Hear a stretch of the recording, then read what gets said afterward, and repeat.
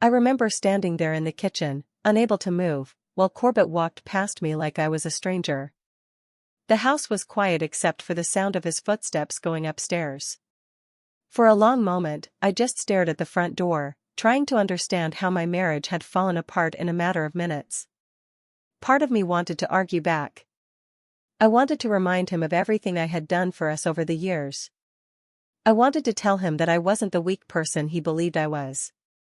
But the words never came out. Instead, I slowly walked to the bedroom and pulled out a small suitcase from the closet. My hands were shaking as I folded a few clothes and placed them inside. Every corner of that room held memories, holidays, late-night conversations, plans we once made for the future. Now it all felt distant. Corbett didn't come downstairs while I packed. He didn't ask where I was going or if I had somewhere to stay. That silence hurt more than the insults. When I finished, I looked around the house one last time. It had once felt like home, but in that moment it felt like a place I no longer belonged. On the kitchen counter, I noticed the framed photo from our 5th anniversary dinner. Corbett had his arm around me, smiling proudly. Back then, I believed we were partners who supported each other. I gently turned the frame face down. Not out of anger, but because I finally understood something I had ignored for too long. The person Corbett believed I was, never really existed. Before leaving, I slipped my wedding ring off my finger and placed it beside the photo. The metal felt strangely light in my hand, as if it had already lost its meaning. Then I picked up my suitcase and walked out the door without saying goodbye. Corbett thought he had just removed a burden from his life. What he didn't realize was that he had just pushed away the one person who had been quietly building a future he knew nothing about. And very soon, the truth would start catching up with him. 8 years earlier, life looked very different. I met Corbett while I was working at a small architecture firm in Oregon. I wasn't an architect myself. I helped with design sketches and creative concepts for community projects. It was a quiet job, but I loved being part of something that helped build spaces for people. Corbett had just joined the firm as a junior architect. From the first day, it was obvious he had big goals. He spoke confidently in meetings, stayed late to finish projects, and always talked about the future he planned to build for himself. What drew me to him was his energy. He made everything sound possible. At the same time, Corbett once told me he admired how calm I was. I didn't rush through life the way he did. I enjoyed simple things like painting, reading, and working with children during weekend art workshops. In the beginning, those differences felt balanced. He pushed forward with ambition, and I brought a sense of peace into our relationship. When we started dating, Corbett often said he liked that I saw the world differently. He said I reminded him that life wasn't only about work. After we got married, things slowly began to change. Corbett became more focused on moving ahead in his career. Promotions, income, and status started becoming more important to him each year. He began spending longer hours thinking about business opportunities and future investments. Around the same time, I left the architecture firm and accepted a position teaching art to children at a small community center. The pay wasn't high, but the work made me happy. Helping kids express themselves through creativity felt meaningful to me. At first Corbett supported the decision. But after a while, his attitude shifted.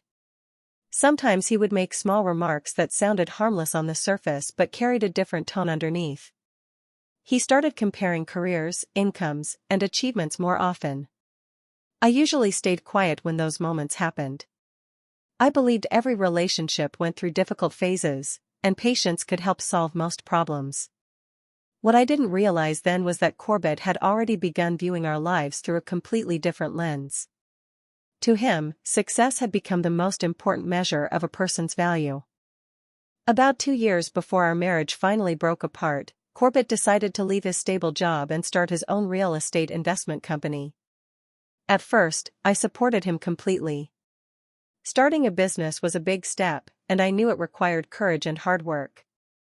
In the beginning, he was excited in a way I had never seen before. He talked about future projects, potential investors, and properties he wanted to develop.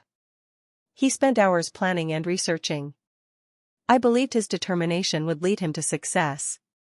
But as the months passed, the business slowly took over his life. Our dinners became less about spending time together and more about numbers and deals. Corbett would sit at the table with his laptop open, reviewing documents while we ate. Sometimes he would barely notice if I tried to start a conversation about my day. If I talked about my students, the art projects they were creating, or something funny that happened in class, he would nod quickly and return to his screen. At first, I told myself he was simply under pressure. Running a company came with stress, and I didn't want to add to it. Over time, though, the distance between us grew more noticeable. Corbett began bringing up the lives of people around him. Many of his new business contacts were successful professionals with ambitious lifestyles. Their conversations often revolved around money, expansion, and recognition. After spending time with them, Corbett sometimes came home with a different attitude. He started mentioning what their wives were doing with their careers. One evening he casually said that Everett's wife had just launched a design company. Another time he pointed out that Rowan's wife was earning a six-figure income. I usually stayed quiet when those comparisons appeared. I didn't see relationships as competitions. Then one night, during a tense conversation about work, he said something that stayed with me long after the words were spoken. He wondered out loud whether marrying me had slowed down his progress. I didn't respond. Instead, I carried on with my routine, keeping my thoughts to myself. What Corbett didn't know during that time was that I had quietly started working on something important behind the scenes. A few months later, Corbett decided to host a dinner at our house for some of the people connected to his business. He said it was important to build stronger relationships with potential investors and partners. I helped prepare the house that afternoon, setting the table and making sure everything looked welcoming. By the evening, several guests had arrived. Among them was Corbett's assistant, Tamsin Rowe. She was confident, sharp, and clearly very involved in his company. The other guests were investors who spent most of the night discussing projects and market opportunities. For most of the dinner, I listened quietly while the conversation stayed focused on business. I didn't mind at first. I knew those topics were important for Corbett's work. Later in the evening, the discussion slowly shifted to personal backgrounds and careers. One of the investors turned toward me with a friendly smile and asked what kind of work I did. I opened my mouth to answer, but Corbett spoke first. He laughed lightly and said I spent my days teaching children how to finger paint. The comment surprised me, but I tried to stay calm. A few people around the table chuckled, thinking it was a harmless joke. I forced a small smile and kept my eyes on my plate. Then Corbett added another remark, saying that I didn't really care about ambition. This time the laughter around the table grew louder.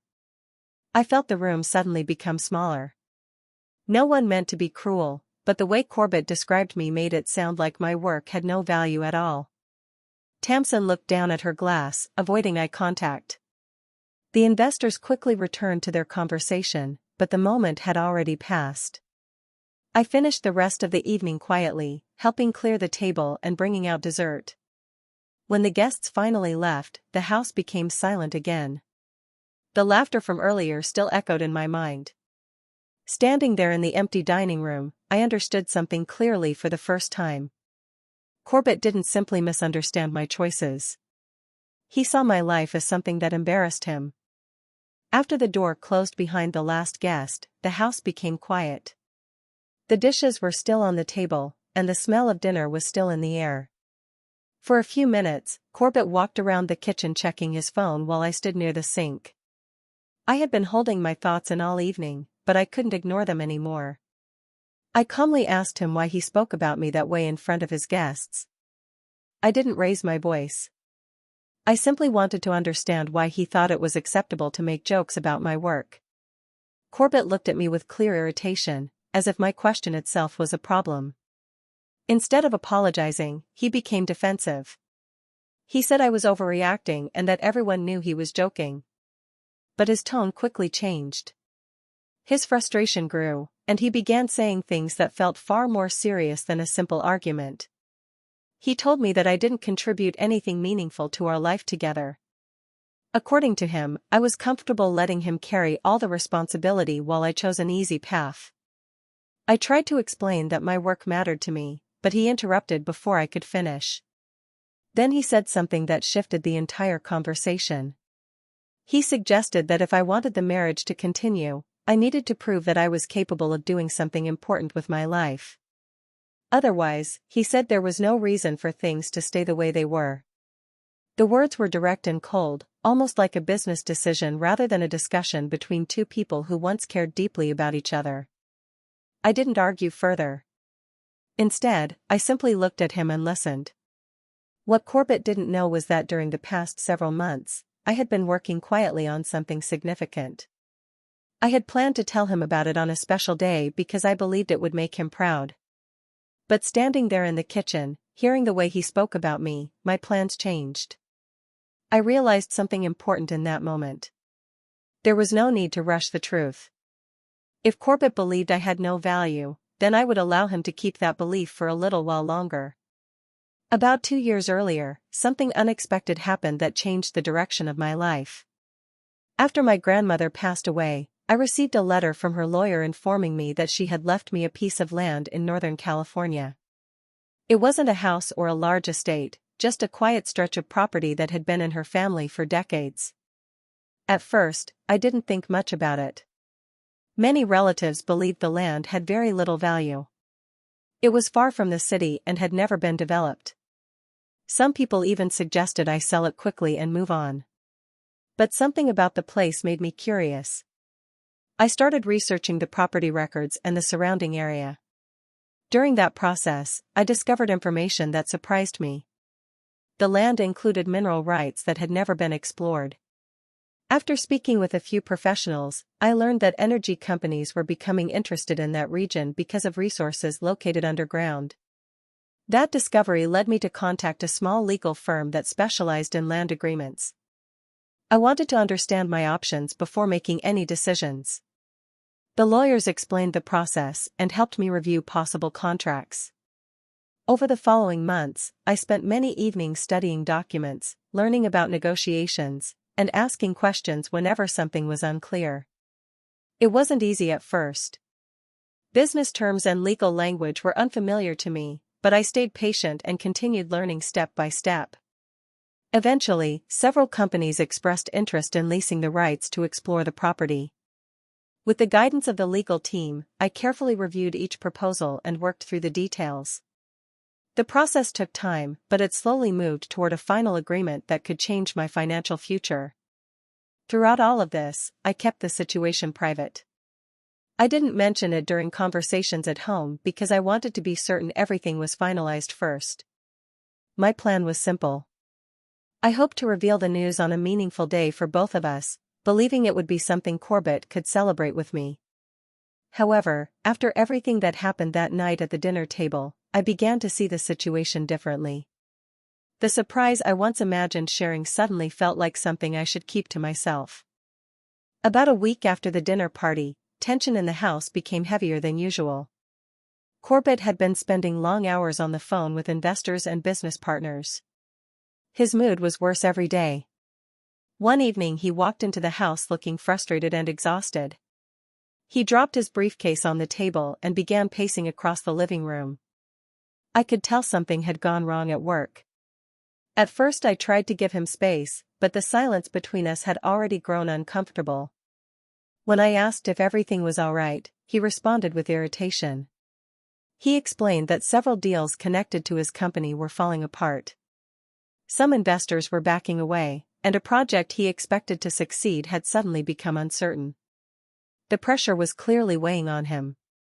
Instead of focusing on solving the situation, his frustration quickly turned toward me. He started saying that he was carrying all the responsibility while I added nothing to our life together. His words were sharp and full of anger. Then he called me a burden. Hearing that hurt, but I stayed calm. I had learned by then that arguing would only make things worse. Corbett continued speaking without stopping. He said he was tired of feeling like he was the only person trying to move forward. According to him, I was holding him back from becoming the person he wanted to be. Then he said something that ended the conversation completely. He told me to pack my things and leave the house. The way he said it made it clear he wasn't speaking out of temporary anger. His tone sounded final, almost like a decision he had already accepted. Before I could respond, he added another sentence that felt even colder. He said I should not come back. The room went quiet after that. I didn't try to convince him to change his mind. Instead, I went upstairs and quietly packed a small suitcase. When I finished, I walked back into the kitchen and removed my wedding ring. I placed it on the table and left without another word. About 3 weeks after I left the house, Corbett received a letter that changed the way he saw everything. The envelope came from a legal office he had never heard of before. At first he assumed it was some kind of mistake or advertisement. But once he opened it and read the contents, his confusion quickly grew.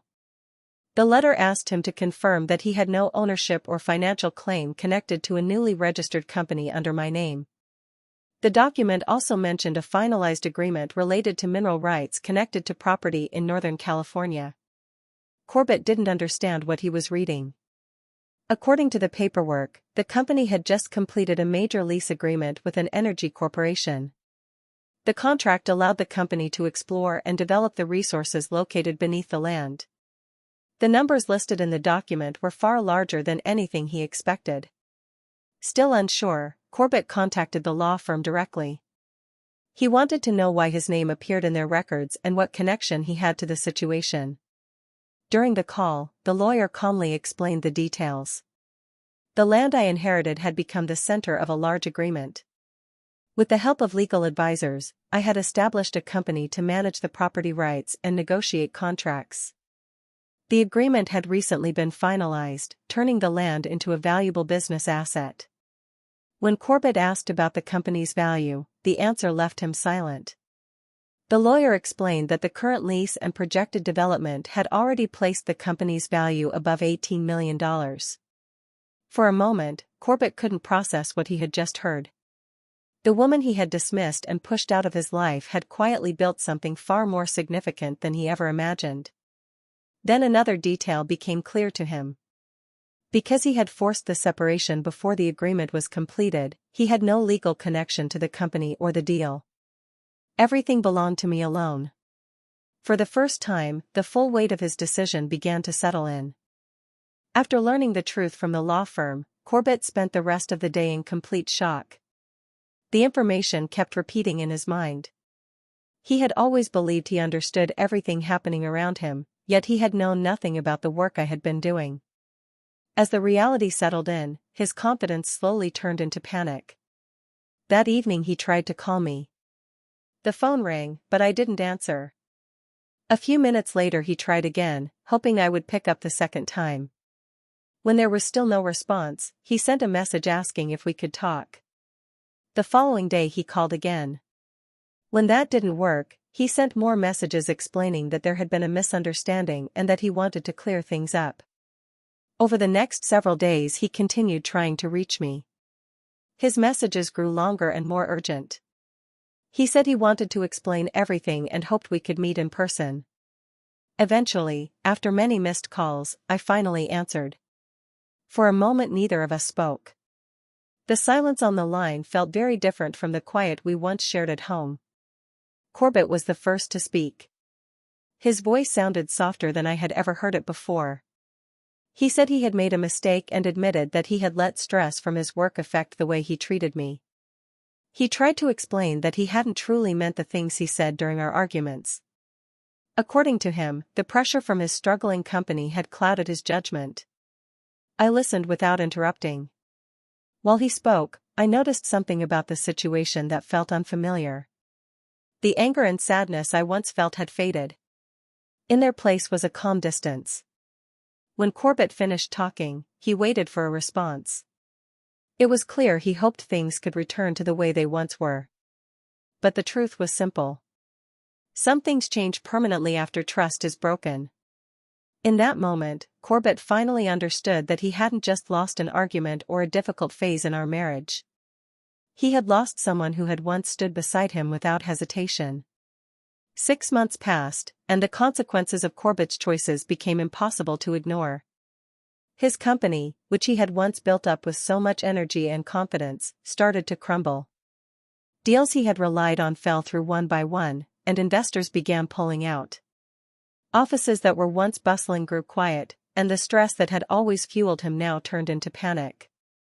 Meanwhile, I focused on my own path. With the money I had earned from the mineral lease and my company, I decided to invest in something that mattered deeply to me. I opened a community art center in our city. It wasn't about luxury or showing off wealth, it was about creating a place where children could explore creativity, learn new skills, and find joy in art. Every corner of the center was designed for them to feel free and inspired. Months later, Corbett happened to drive past the building. He stopped at the intersection and looked at the large sign above the entrance, the Leora Vance Creative Foundation. His eyes widened slightly. He could see through the windows dozens of children painting, laughing, and sharing their projects. The same work he had once mocked at that dinner party had now become the foundation of a thriving community. For the first time, he realized the full scope of what he had lost. The woman he had called a failure, the one he had pushed out of his life in anger and arrogance, had quietly built something far greater than he could imagine. She had built a life filled with purpose, respect, and achievement. And in that moment, he understood that it wasn't just about the money or the company he had lost. It was about the trust and dedication of someone who had always believed in more than just material success. By the time Corbett finally grasped her worth, it was too late. I had already moved forward, creating a life full of meaning, independence, and influence, without him. The quiet satisfaction of seeing children smile, learning, and growing became the truest form of my revenge. It wasn't loud or flashy. It was real, lasting, and undeniable. Corbett had thought he was teaching me a lesson. In reality, he had only shown me why I didn't need him to succeed.